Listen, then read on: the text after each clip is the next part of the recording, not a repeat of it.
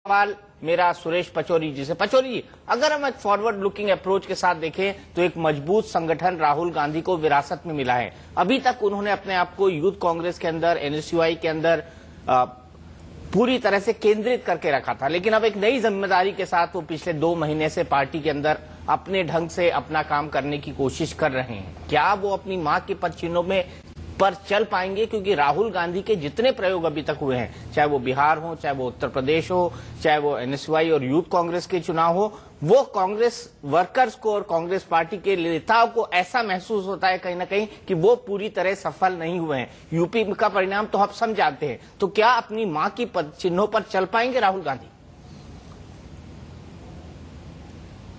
देखिए, जहां तक राहुल गांधी जी का प्रश्न है, उनको जो कार्यभार कांग्रेस में मिला था वो युवक कांग्रेस और एनएसयूआई का मिला हुआ था, और उसमें उन्होंने लोकतांत्रिक प्रक्रिया को अपनाया, चुनाव कराए और युवक कांग्रेस और एनएसयूआई को काफ़ी एक्टिवेट किया है।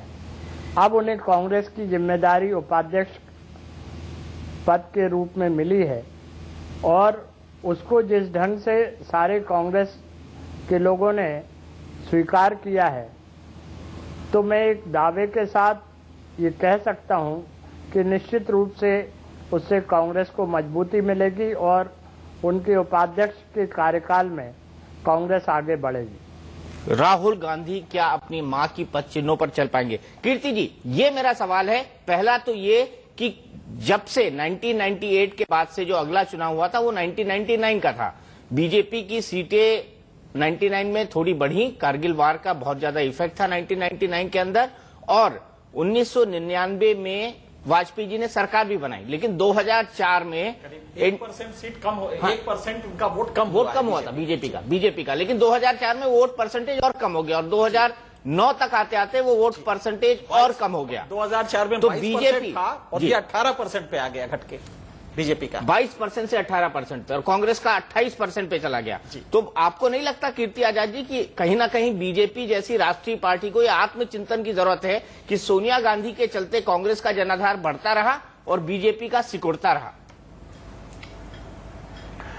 देखिए, हार जीत में खिलाड़ी आदमी और जब राजनीति में इंसान होता है, मैं सदैव यह विश्वास करता हूं कि जब तक आप मैदान जंग में जाएंगे नहीं, और जो आदमी हारने से डरता है वो कभी जीत नहीं सकता है। इसमें कोई दो राय नहीं। उनको बहुत बहुत बधाई। 15 वर्ष उन्होंने पूरे किए कांग्रेस अध्यक्ष के रूप में। आगे राहुल गांधी जी करेंगे। अब उन्होंने कहा है कि वो शादी नहीं करेंगे, तो मुझे मालूम नहीं कौन उसके बाद कांग्रेस संभालेगा, लेकिन इसके लिए गहन चिंतन करना पड़ेगा कांग्रेस को और पचौरी जी को। दूसरी बात, आप यह भी भूल रहे हैं कि 2004 से वह इस सरकार की चेयरपर्सन भी हैं यूपीए की, और बहुत चतुराई से, इनकी चतुराई को मैं मानता हूं, और जो भी इनके एडवाइजर रहे होंगे, जब कभी कुछ गलत सरकार द्वारा होता है तो वह यूपीए की गलतियां हो जाती हैं, लेकिन जब कभी भी कोई चीज अच्छी होती है तो वह कांग्रेस द्वारा की जाती है। आप अगर 2004 से देखें, जो उनको विरासत में अटल बिहारी वाजपेयी के समय मिला था, वो 8.4 का जीडीपी मिला था। आज आप जानते हैं किस परिस्थिति में हिंदुस्तान जा रहा है। 9 वर्ष बहुत बड़ा कार्यकाल होता है किसी भी सरकार के लिए, अपनी नीतियों को बनाने का और उसको सही दिशा दिखाने का। लेकिन आज आप देख सकते हैं 3 बहुत महत्वपूर्ण मुद्दे हैं जो देश के सामने हैं। आपने मेरी वोट की कमी कही, तो हाँ, आत्मचिंतन हम अवश्य करेंगे और एक बलशाली बनकर सामने आएंगे, क्योंकि हारने के बाद इंसान उसका आत्मचिंतन करता है, और आत्मचिंतन करने के बाद वो सामने आ रहा है। कांग्रेस ने 55 वर्ष इस देश के ऊपर राज किया है। आज 3 चीजें महत्वपूर्ण है जो हमें देश को खाई जा रही है। एक है महंगाई, और महंगाई भी किसके लिए? जिसको ये 26 रुपए कमाता हो जो रोज का, उसको गरीब नहीं मानते, और दूसरा शहर में जो 32 रुपए से ऊपर रहता है, कमाता है, उसको गरीब नहीं मानते।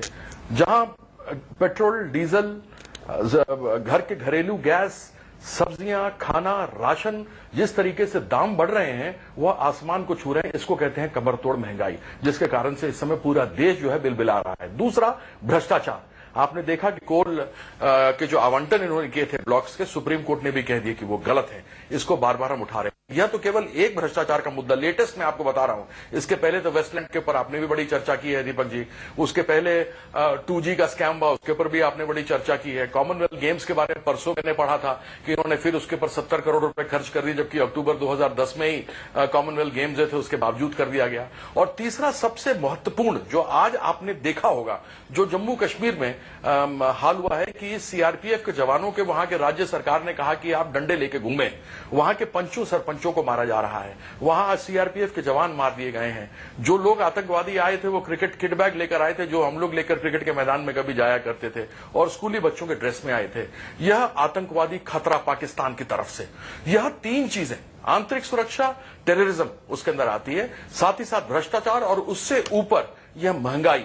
यह 3 चीजें इस यूपीए की सरकार ने हमें दी है, जिसकी कांग्रेस के प्रधानमंत्री हैं और हमारी अध्यक्षा, जिनको मैं बहुत बहुत बधाई देता हूं, जिन्होंने 15 साल अपने पूरे किए हैं। यदि इसके आगे और कुछ कहने की आवश्यकता होगी तो जब आप प्रश्न पूछेंगे तो मैं जरूर बताऊंगा।